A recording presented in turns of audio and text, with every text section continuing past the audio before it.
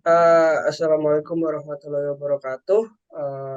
Perkenalkan, saya Muhyiddin Syarif. NIM saya 41520120051 dan rekan saya. Citra Amelia Ramlan dengan NIM 41520120006. Jadi pada kesempatan kali ini kami akan mempresentasikan terkait dengan korupsi dan integritas sebagai pemenuhan tugas besar 2 mata kuliah pendidikan anti korupsi dan etik UMB yang diampu oleh Bapak Islahul Ben. Seperti yang saya sampaikan tadi, jadi kami akan mempresentasikan mata kuliah pendidikan anti korupsi dan etik UMB dengan dosen pengampu oleh Bapak Islahul Ben, SEMM. Nah, yang pertama yaitu pengertian dari korupsi itu sendiri. Korupsi merupakan tindakan melawan hukum dengan maksud memperkaya diri sendiri, orang lain, atau korupsi yang berakibat merugikan negara atau perekonomian negara. Pengertian korupsi ini seperti yang tertuang dalam Undang-Undang Nomor 31 Tahun 1999, di mana yang sudah direvisi menjadi Undang-Undang Nomor 20 Tahun 2001 tentang pemberantasan tindak pidana korupsi. Nah, kata korupsi ini berasal dari bahasa Latin yaitu corruptio atau corruptus, di mana arti dari corruptio ini yaitu sangat beragam. Nah, tapi pada dasarnya artinya yaitu merusak, menghancurkan, atau sesuatu yang buruk seperti itu.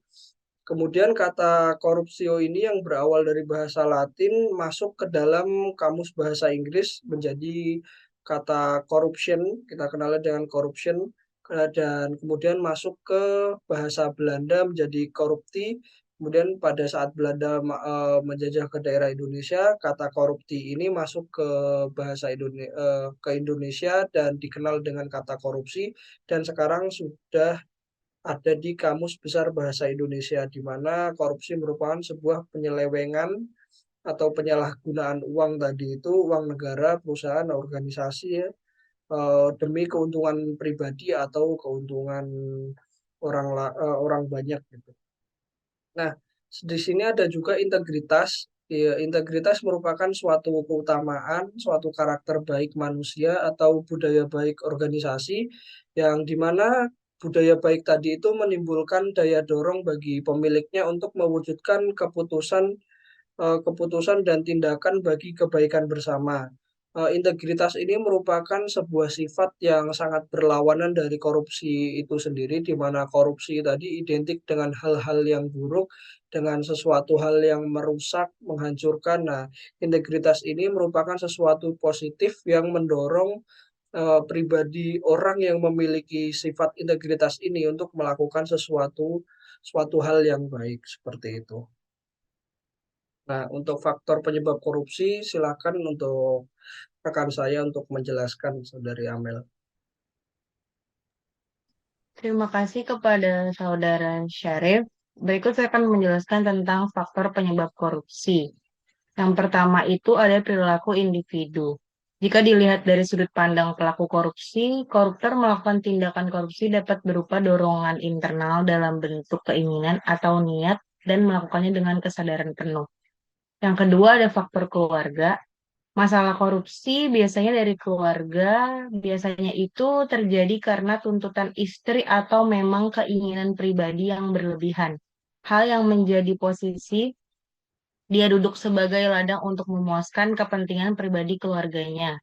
Yang ketiga itu adalah faktor pendidikan. Memang pada kenyataannya para pelaku tindak pidana korupsi adalah para intelektual yang sebelum melakukan tindakannya telah melakukan persiapan dan perhitungan yang cermat, sehingga mereka dapat memanipulasi hukum, sehingga kejahatan tersebut tidak terdeteksi.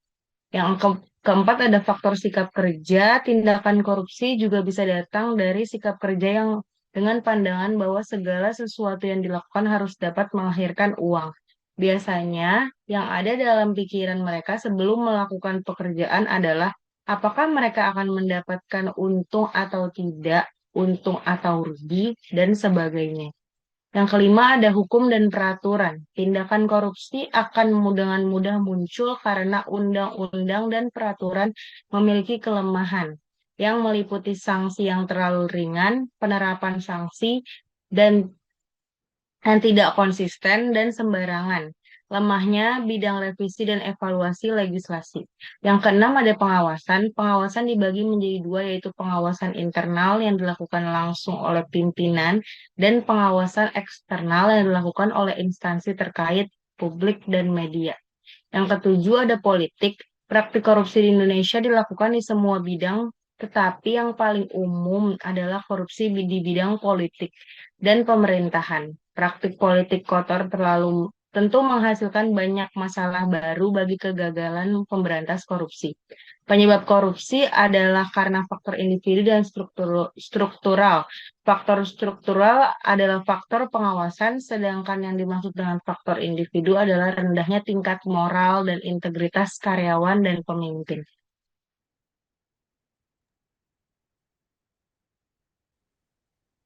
Berikutnya ada penjelasan tentang korupsi menurut perspektif undang-undang yang akan dijelaskan oleh Saudara Syarif. Saudara Syarif dipersilahkan. Baik, jadi ini merupakan korupsi dari perspektif undang-undang ya, seperti yang telah saya sampaikan di awal tadi, yaitu pengertian atau definisi dari korupsi itu sendiri telah dituangkan dalam Undang-Undang Nomor 31 Tahun 1999 yang telah diubah dengan Undang-Undang Nomor 20 Tahun 2001 tentang pemberantasan tindak pidana korupsi, di mana pada undang-undang ini secara gamblang korupsi telah dijelaskan dalam 13 buah pasal jumlahnya.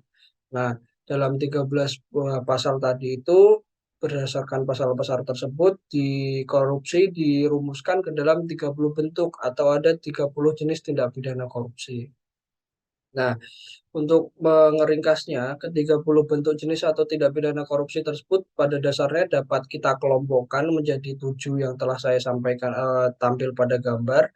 Yang pertama yaitu kerugian keuangan negara, kemudian yang kedua yaitu suap menyuap, ketiga penggelapan dalam jabatan, empat pemerasan, lima perbuatan curang, enam benturan kepentingan dalam pengadaan, dan tujuh gratifikasi. Nah, meskipun telah adanya atau lahirnya undang-undang khusus untuk menangani tindakan korupsi ini, namun agar pemerintah dapat dikatakan serius atau benar-benar ingin untuk memberantas korupsi, tidak cukup hanya dengan undang-undang ini saja, namun pemerintah juga perlu mendorong untuk aparat-aparat penegak hukum supaya lebih berintegritas atau lebih serius dalam menangani atau mengusut kasus tindak korupsi. Karena mau sekuat apapun, seperti apapun undang-undangnya, hal ini kembali lagi ke aparat penegak undang-undang tadi itu. Karena keberadaan undang-undang pemberantasan korupsi ini merupakan hanya salah satu dari sekian banyak upaya untuk eh, memberantas korupsi secara sungguh-sungguh di negara kita. Seperti itu.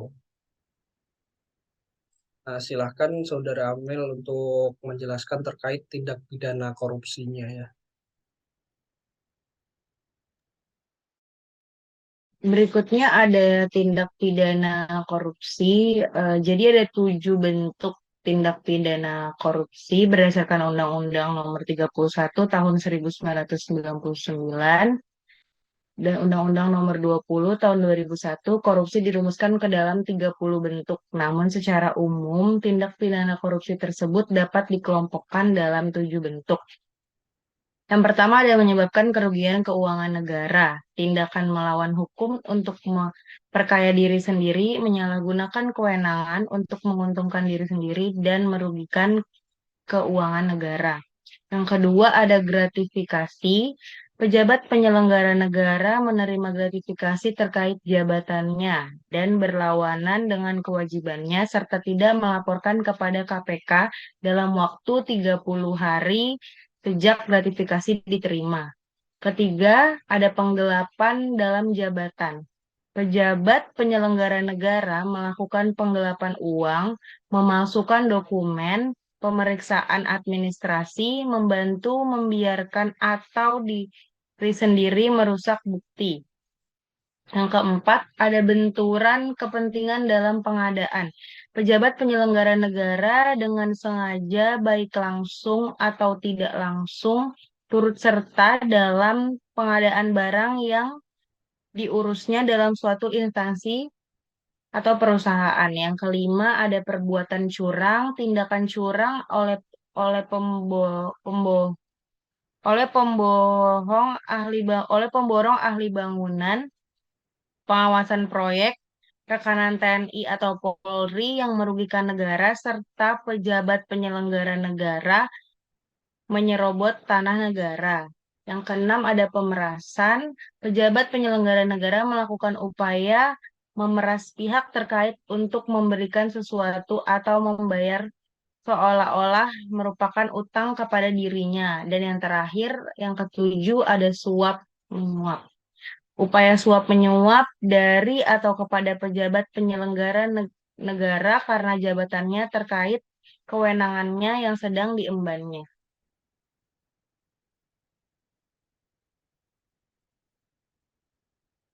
Berikutnya ada pencegahan korupsi yang akan dijelaskan oleh Saudara Syarif. Baik, pencegahan korupsi pada sektor pelayanan publik terkhususnya. Jadi kali ini saya akan membahas terkait pencegahan korupsinya.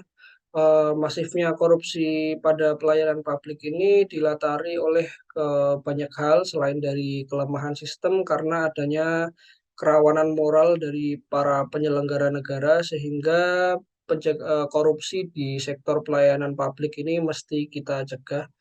Salah satu pencegahannya dapat kita lakukan pencegahan kejahatan seperti situational crime prevention, kemudian memperkuat etika dan tata kelola birokrasi melalui good corporate governance, kemudian pemberian sanksi yang tegas bagi birokrat yang menerima gratifikasi dalam melaksanakan tugasnya. Selain dari 3 poin di atas, kita juga dapat memperhatikan kebiasaan aktivitas rutin dari birokrasi dalam memberi layanan publik, karena dari kebiasaan itulah pada akhirnya akan mempengaruhi respon dan cara kerja birokrasi ketika dihadapkan dengan pelayanan, apakah di dalamnya terdapat suap atau tidak, seperti itu. Nah, kemudian kita juga bisa menganalisis cara berpikir pegawai birokrasi dalam memberikan pelayanan publik kepada masyarakat. Karena dipercaya bahwa ada paradigma dalam birokrasi kita ini ikut mempengaruhi kualitas pelayanan seperti itu.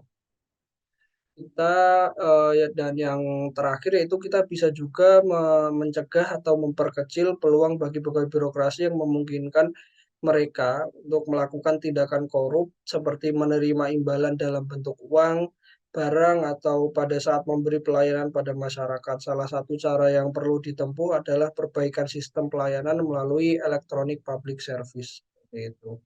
Nah, tadi merupakan beberapa pencegahan korupsi pada sektor pelayanan publik yang dapat kita lakukan.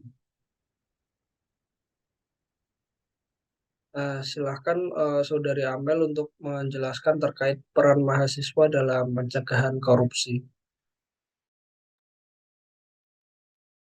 Berikutnya ada peran mahasiswa dalam pencegahan korupsi. Kita sebagai mahasiswa juga harus melakukan beberapa cara untuk pencegahan korupsi. Yang pertama itu ada edukasi terhadap teman. Mahasiswa juga melakukan upaya edukasi terhadap rekan-rekannya ataupun calon mahasiswa baru untuk menghindari adanya praktik-praktik yang tidak sehat dalam proses penerimaan mahasiswa. Yang kedua, seminar anti korupsi. Penumbuhan sikap anti korupsi dapat dilakukan melalui media berupa seminar, diskusi, atau dialog. Jadi, para mahasiswa bisa melakukan atau membuat seminar yang diikuti oleh mahasiswa lainnya tentang pencegahan korupsi itu sendiri. Yang ketiga, ada memberikan penyuluhan kepada masyarakat pada saat melakukan kuliah kerja lapangan atau kesempatan yang lain mengenai masalah korupsi dan mendorong masyarakat berani melaporkan adanya korupsi yang ditemui pada pihak yang berwenang. Lalu yang keempat, pendampingan kepada masyarakat, dapat melakukan strategi investigatif dengan melakukan pendampingan kepada masyarakat dalam upaya penegakan hukum terhadap suatu pelaku korupsi, serta melakukan tekanan kepada aparat penegak hukum untuk bertindak tegas terhadap pelaku tindak pidana korupsi. Jadi kita sebagai mahasiswa harus mempunyai sifat berani dan mendampingi masyarakat untuk membuktikan dan melaporkan adanya tindakan-tindakan korupsi pada lingkungan masyarakat atau lingkungan di sekitar kampus sendiri.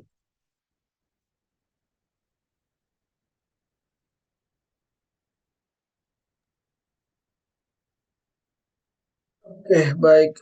Terima kasih atas penyampaiannya rekan saya Saudari Amel. Jadi kami kira cukup sekian ya penjelasan dari kami mengenai korupsi. Jadi semoga apa yang kami sampaikan bisa bermanfaat bagi kita semua dan tetap hindari perilaku korupsi dan jangan dilakukan gitu. Oke, saya kira cukup sekian dari kami. Terima kasih. Wassalamualaikum warahmatullahi wabarakatuh.